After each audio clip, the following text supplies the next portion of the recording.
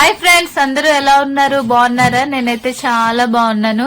ఈరోజు బ్లాగ్ ఏంటంటే travel blog అండి. ఎర్లీ మార్నింగే మేము విలేజ్ కి స్టార్ట్ అవుతాం. కానీ ఈరోజు లేట్ గా స్టార్ట్ అయ్యాము. ఇప్పుడు టైం అయితే 10:30 అలా అవుతుంది. ఎందుకంటే ఈరోజు లేట్ గా స్టార్ట్ అయ్యామంటే నైట్ షాపింగ్ కి వెళ్ళామండి. చాలా లేట్ గా ఇంటికి వచ్చాము. అందుకే ఇంకా ఫుడ్ తిని ఫ్రెష్ అప్ అయ్యి పడుకునేసరికి 12:30 అయిపోయింది. 12:30 అయింది కదా, ఇంకా మార్నింగ్ లేచి మేము బ్యాగ్స్ ఇవి ప్యాకింగ్ చేసుకునేసరికి ఇంకా టైం చాలా లేట్ అయిపోయింది. ఇప్పుడైతే మేము జర్నీకి స్టార్ట్ అయిపోతాము. ఇప్పుడు టైం అయితే 10:30 అయిందని చెప్పాం కదా ఫ్రెండ్స్. ఇప్పుడైతే 6 అవర్స్ మేము జర్నీ చేయాలి. 6 అవర్స్ అంటే మాటలు కాదు. మార్నింగ్ నుంచి నేను వాటర్ కూడా తాగలేదు. నేను, మా యాన్ష్, మా హస్బెండ్, మా మమ్మీ అయితే ఊరెళ్ళిపోతున్నాం. మా ఊరంతా జర్నీలో కొండలు, ఘాటీలు, చెట్లు ఇలాంటివే ఉంటాయి. ఇక్కడైతే చాలా బాగుంది జర్నీ చేయాలంటే. మెయిన్లీ నేను ఎందుకైతే వాటర్ కూడా తాగనంటే నాకు ఘాట్ రోడ్ వచ్చేసరికి పాడేరు ఘాటీలో విపరీతంగా వామిటింగ్స్ వస్తుంది. అందుకే వామిటింగ్స్ కి భయపడే నేనైతే చాలా సార్లు జర్నీని పోస్ట్ పోన్ చేస్తూ ఉంటాను వామిటింగ్స్ వల్లే. ఇంకా వామిటింగ్స్ లేని వాళ్ళైతే హ్యాపీగా జర్నీ చేయొచ్చు. ఇంకా మేమైతే జర్నీ చేస్తున్నాం కానీ మా పండు అయితే ఫుల్ ఎంజాయ్ చేస్తున్నాడు. తనకి వామిటింగ్స్ లేవు, ఏమీ లేవు. మా మమ్మీకి నాకు అయితే ఫుల్ వామిటింగ్స్. ఇంకా ఘాటి దాటాకే అమ్మయ్య అనిపిస్తుంది. చూడండి ఫ్రెండ్స్, క్లైమేట్ అయితే ఎలా ఉంది. చాలా కూల్ గా ఉంది కదా వెదరు. ఇక్కడైతే జర్నీ ఎప్పుడు చేసినా ఈ ఘాట్ రోడ్ దగ్గర అయితే కూల్ గా ఉంటది. బట్ చోడవరం, సబ్బవరంలో అయితే ఎండలు విపరీతంగా ఉన్నాయండి. ఆ ఎండల వల్ల నాకైతే కళ్ళు తిరిగేసాయి. కనీసం వాటర్ కూడా తాగలేదు కదా వామిటింగ్స్ కి భయపడి. అమ్మ బాబోయ్, ఆ ఎండలకైతే కళ్ళు తిరిగిపోయాయి నాకు. బట్ ఘాట్ రోడ్డుకి రాగానే ఘాటి దాటిన వెంటనే ప్రశాంతత అనిపించింది. ఇంకా పాడేరు వచ్చామండి. పాడేరు వచ్చేసరికి నేను చూడండి నా ఫేస్ అంతా మాడిపోయి ఎలా వీక్ అయిపోయానో. నాకైతే ఎప్పుడా ఇంటికి వెళ్దాము, ఎప్పుడు ఫ్రెష్ అయ్యి ఏమైనా తిందామా అనిపిస్తోంది. ఇంకా డ్రింక్ అయినా తాగదాం అనుకున్నాను. బట్ ఇంకా ఇంటికి వెళ్ళిపోతాం కదా ఇంకొక 2 అవర్స్ లో అనేసి ఇంకా నేనైతే డ్రింక్ కూడా తాగలేదు.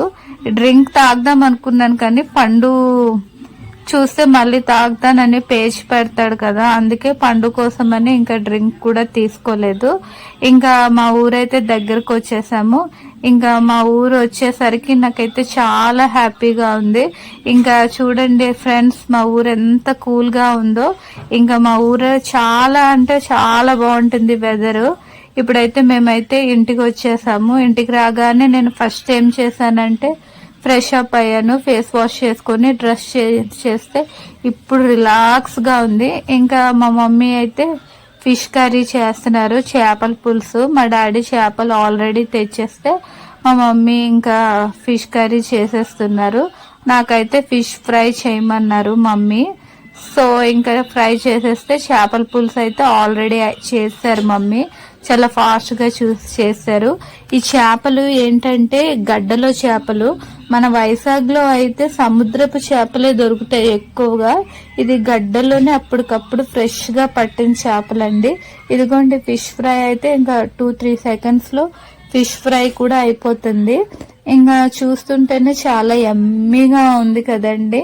ఇంకా స్మెల్ కూడా చాలా బాగా వస్తుంది. స్మెల్ కి నేను టెంప్ట్ అయిపోతున్నాను.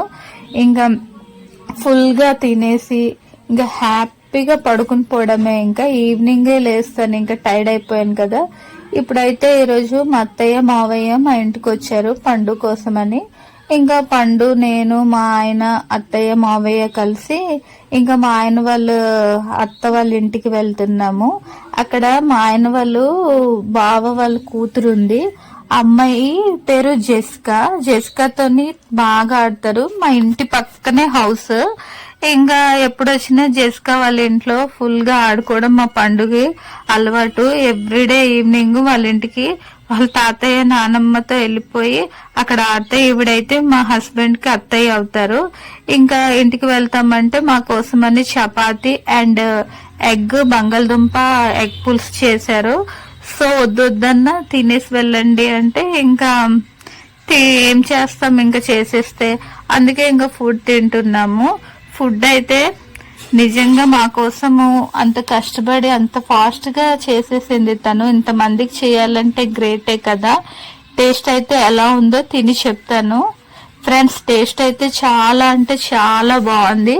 ఎందుకంటే ఈ పులుసులోని చింతపండు వేయడం వల్ల టేస్ట్ వచ్చింది. ఈ చింతపండు కూడా ఇంట్లో పండించిన, ఇంట్లో చెట్లు చింతపండే. సో ఇంకా వర్షం పడిపోతుందని మేము డిన్నర్ చేసేసి ఇంటికి వచ్చేసాము. ఇప్పుడు టైం ఎంత అవుతుంది అంటే 9:30 అవుతుంది. 9:30 అవ్వడం వలన చూడండి ఎంత చీకటి అయిపోయిందో. మన వైజాగ్ లో అయితే అందరూ బయట తిరుగుతూనే ఉంటారు, బట్ మా ఊర్లో అలా కాదండి. 6 గంటలు అయితే ఎవరింట్లో వాళ్ళే ఉంటారు, అస్సలు బయటికి రారు. ఎందుకంటే 6 గంటలకే చీకటి పడిపోతుంది.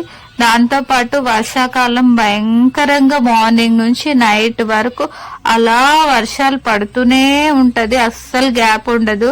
మా ఇంట్లో అయితే ఏంటంటే కరెంటు ప్రాబ్లం అయితే ఉండదు. ఎందుకంటే మా ఇంట్లోనే జనరేటర్ ఉండడం వలన కరెంటు పోయినా ఆన్ చేసేసుకుంటాం. సో బయట అయితే చాలా కష్టము.